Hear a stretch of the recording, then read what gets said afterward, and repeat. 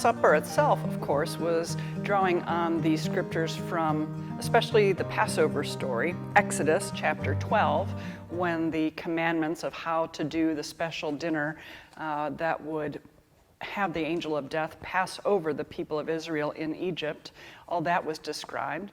And so 3 of the 4 Gospels describe the Last Supper as being a Passover dinner, and that story would have been told. But Jesus put a new spin on it that would be seen by later Christians as perhaps taking the Passover idea to the new level, the next level. And so many of us at the time of the breaking of the bread will say, Christ, our Passover, is sacrificed for us. In other words, through his blood, we are saved in the same sort of way that God saved his first people of Israel. And not that we are banishing that thought or completely replacing it, but for Jesus, Jesus is our Passover at the time of communion. Jesus told his friends that the cup would be the blood of his new covenant for us. So in the scriptures, we have both the idea that there's a sacrifice going on here, the sacrifice of Jesus, and there's a community gathered to celebrate that sacrifice.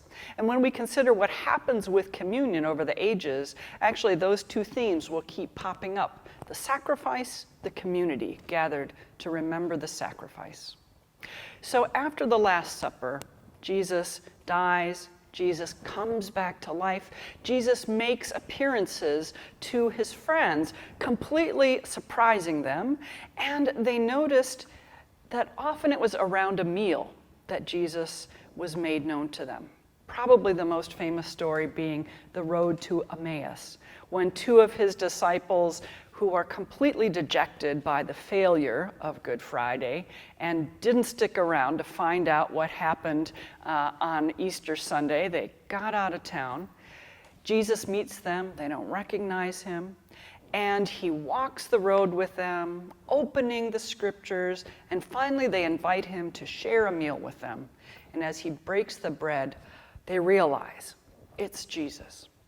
Run back, the same thing has happened to the disciples behind in Jerusalem. And over again, the idea of a meal prayed for, Jesus is there. This gets carried on into the earliest life of the church. So for one thing, as the next phase of Christianity happens, after Pentecost, the group is growing and growing. More people are coming to be baptized and want to know more. And the apostles realize we need to feed a community, take care of those in need, and we need to keep doing the prayers and the breaking of bread that Jesus told us to do. And Acts tells us that they were able to pretty much handle this by appointing some others to help with those leadership roles, including the crucial outreach roles, caring for the poor. And they would meet on a separate occasion to the synagogue worship, because synagogue worship did not include the meal. They would meet separately in someone's home and share the bread and the cup.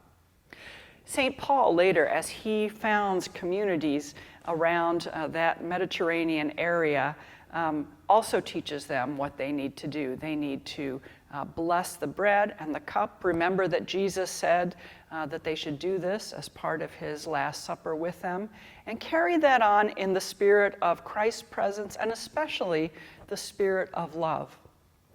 The Corinthians were having a little problem with that idea, and St. Paul clearly tells them what's what in chapter 11 of 1 Corinthians. He says, I've heard it tell that you're throwing a dinner party ahead of your communion service, and you're forgetting to invite the poor and the neglected.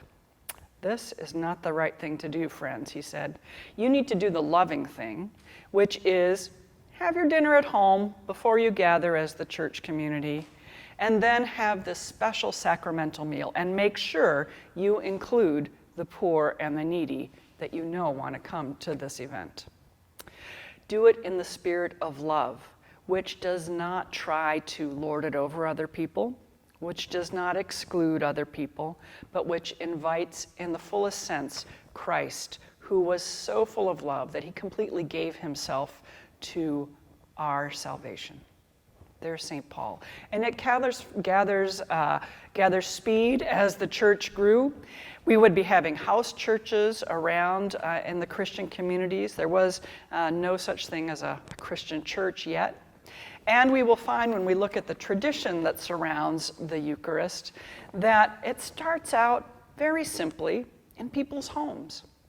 There were no appointed priests who were celebrating.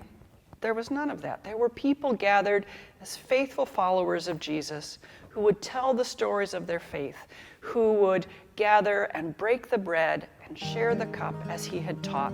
And in that whole moment would find Christ in their midst.